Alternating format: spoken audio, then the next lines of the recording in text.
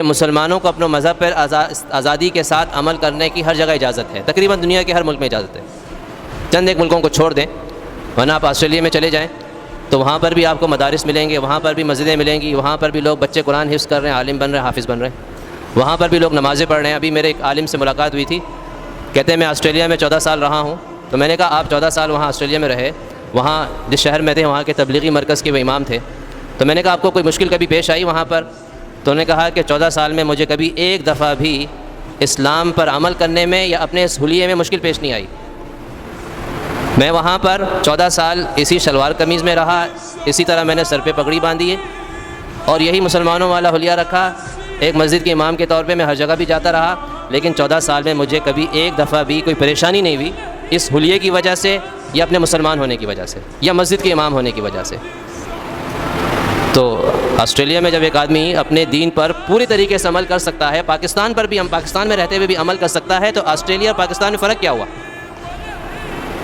صرف یہ کہ وہاں کا جو حاکم، جہاں کی حکومت ہے وہ غیر مسلموں کی ہے، یہاں مسلمانوں کی ہے، صرف یہی فرق ہے۔ اسلام کے لحاظ سے تو کوئی فرق نہیں عوام میں۔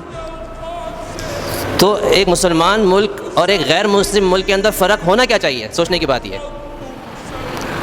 کہ جیسے وہاں ہر طرح کی آزادی ہے تو یہاں بھی ویسے ہی آزادی، دونوں میں تو کوئی فرق نہیں ہوا اس لحاظ سے۔ اسلامی حکومت اس کو نہیں کہتے، اصل تعریف تو یہی ہے کہ جہاں کا حاکم مسلمان ہے وہ اسلامی حکومت ہے،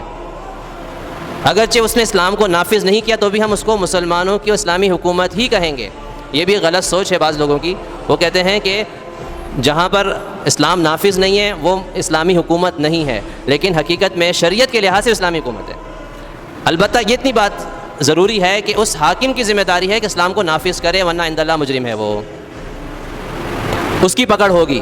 لیکن اس کی وجہ سے ہم یہ نہیں کہیں گے کہ اسلامی حکومت نہیں ہے۔ بس یہ اسلامی حکومت کی تعریف ہے کہ وہاں کا حکمران مسلمان ہو۔ اگرچہ ہمارے بعض سیاستدان یہ بھی بیان دے چکے ہیں کہ ہماری چاہت یہ ہے کہ ہم کسی عیسائی کو یا کسی غیر مسلم کو مسلمان پاکستان کا حکمران دیکھنا چاہتے ہیں۔ تعجب کی بات نہیں ہے، وہ سیاستدان وہی جن کو ہم نے خود ووٹ دے رہے ہوتے ہیں، جن کی پارٹی کو ہم ووٹ دے رہے ہوتے ہیں۔